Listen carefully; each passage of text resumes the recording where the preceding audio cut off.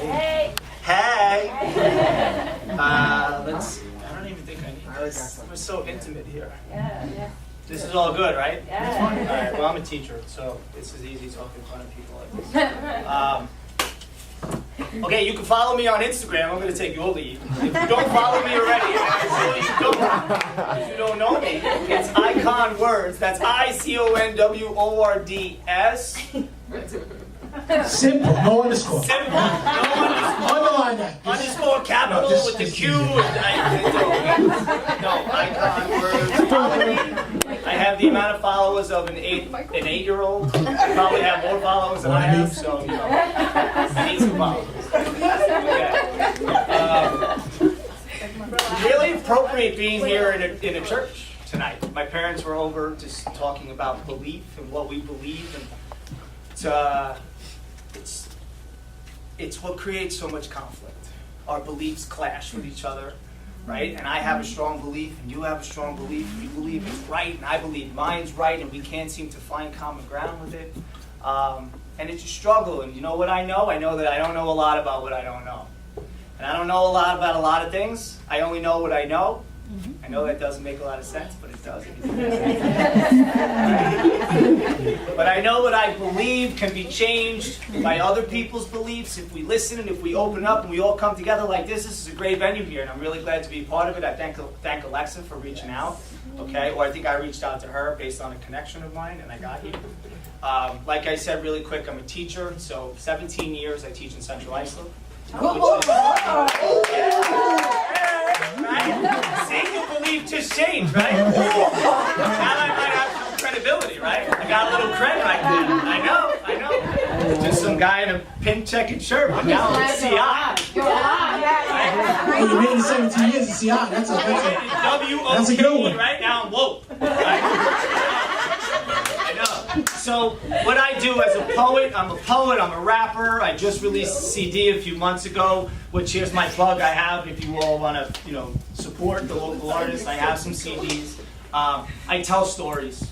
Okay, that's really what I do. I take the stories of I take the lives of my students and I put them in words to try to get them out to people so that they can understand the struggles of what other people go through.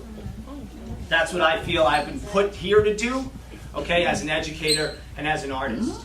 So this story takes place from the perspective of a 13-year-old girl who's been abandoned by her father, and it's entitled Chameleon. So thank you for letting me share this with you. I'm going to throw a piece of wood into the wind so you could catch my drift.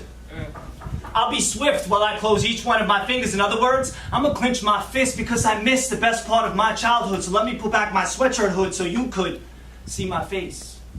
Look at me. Am I pretty?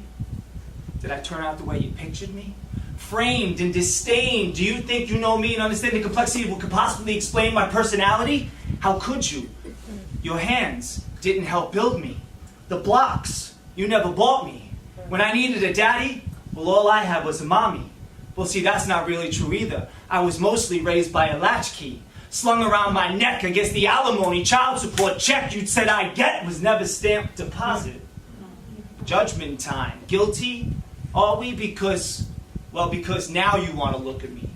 But even with Gucci aviators on, you can't see into my past. My window pane is closed, and broken shards of glass I suppose I shouldn't expose, so I remain opaque. Because with so much buried hate, it's to ironically keep you safe. See, I fear I'd lacerate your face.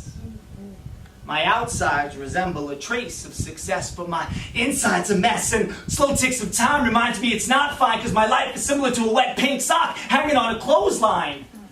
I guess you can say I was hung out to dry, footless, and no matter how hard I try, I'm always one step shy, and I must free solo climb this mountain with no guide or gear. Empty I cry, saline pinstripes my face, and the taste of tears brings despise. So Eureka, that's right, I suck it up. Stuck with my finger up, even though I'm always down. My 24 inches, do the math, that's 2 feet, nailed permanently to the ground. Always leaving me 2 steps behind, inevitably disabling me from reaching the finish line. You were supposed to teach me how to keep the pace. Instead, you left me hollow, a case to take shape of whatever comes my way. Filled by my surroundings, and intestine is what I am. Destined to be something. You predetermined my destination by removing yourself from the equation. Not able to digest what I was fed. My best is constipation, packed so full of aggression, sardines would be complaining, becoming an abomination, my abdomen filled with confusion and disillusion because the main ingredient was missing. You left me. And now abandonment's what fills my skin. Boo-hoo? Boo-hoo? Forget that. I'm not Casper, and this ain't a sad love story that ends in happily ever after. My clock is broke, stuck at 9/11. I guess you could say my life's a disaster. Hell on earth. I don't even pray for heaven anymore. It's something to get used to. You know, not knowing you. And guess what? I don't even want to know you. But I guess if I had the chance, I'd straighten myself up and say, hello, is your name Philip? 'Cause screw you. You got me so tight at this point in my life, I'm told to loosen up. Yeah, right. Every day's a fight, especially with my reflection, because I can see more than you can, clear through to my skeleton, fragile, I'm broken, and I don't know any king's horsemans, so there'll be no putting me back together again, so I stiffen my lip, because I'll never tell the mess within. But in the mess, I begin to reflect back and think. 1 minute you were here, then blink. 12 years, 3 months, 17 days, 9 hours, 12 minutes, and the seconds, one by one, they just keep ticking by. But who's counting anyway? Well, shoot. I guess I am. I don't even know who I am, so I just pretend. I wear mostly green despite the trends, and well, I try so hard to just blend in. That's why I dress like a chameleon. My life's a perpetual Halloween with eyes wide open. How could this still be a dream? No one to coddle me, no one to hold me, my hands bloody. A girl without her daddy. R-E-S-P-E-C-T, forget respect, coward. Now I hang you from my neck. You were supposed to be my friend, me, your little girl until the end. Instead, you've become my crucifixion. But like him, I will rise and overcome the adversities that have come my way. The crucifixion was necessary and temporary, given life on the third day, and that is what I pray, that this isn't the end for me. It's only the beginning of my journey to be. I promise you, you will see me again, where the end doesn't fit with the beginning. And the next time I throw a piece of wood into the wind, well, there'll be no drift to catch, because I'll be all right. And he'll be forgiven. When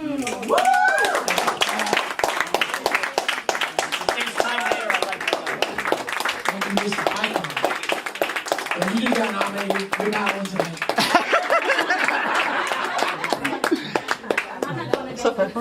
What's up? And we can't quit. Keep that one. Let's go first. I'll find second. Michelle, you're close to second, so we're ready. So I need.